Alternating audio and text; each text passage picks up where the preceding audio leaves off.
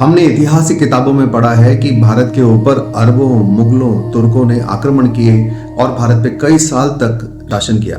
लेकिन क्या आपको पता है कि भारत के भी एक पराक्रमी शासक ने अरबों को अरब तक खदेड़ दिया और गजनी पर जाकर सिंहासन पर खुद बैठे, और उसके बाद तो अरबों की 300 साल तक भारत की ओर टेढ़ी आंख करने की हिम्मत भी नहीं हुई।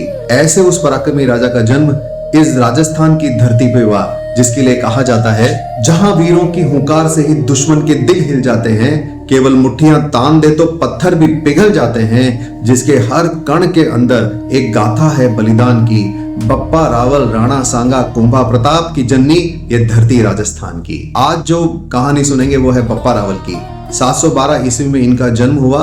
बचपन से ही लड़ाई, शौर्य, साहस ऐसे कितने ही सारे गुण भरे हुए थे। 500 बालकों को लेकर जंगल में खेला करते थे। हरित ऋषि ने देखा, उन्होंने उनकी शिक्षा दीक्षा की, उनको आशीर्वाद दिया कि जहां जहां उनका पग पड़ेगा वहां वहां इनका शासन स्थापित होगा। चित्तौड़ की तरफ अरबों की टेढ़ी नजर थी, उस पर आक्रमण करने वाले थे। उसके पहले वो जैसलमेर के राजा को हरा चुके थे। बप्पा रावल को उनके साथियों ने कहा कि अब चित्तौड़ पर आप शासन करिए, क्योंकि वहां चित्तौड़ का जो शासक था वो इतना पराक्रमी शासक नहीं था, इसलिए उसको हराया। वो उनका मामा ही लगता था और चित्तौड़ पर अपना शासन किया। और फिर अरबों को अरब तक खदेड़ने के लिए आसपास के सभी राजाओं के साथ बातचीत करके उनका संगठन बनाया। उसमें भीनमाल के राजा नागपट थे, सांबर के राजा अजयपाल थे, हाड़ौती के राजा धवल थे और भी बहुत सारे राजा। जैसलमेर का राजा देवराज भी आकर मिल गया।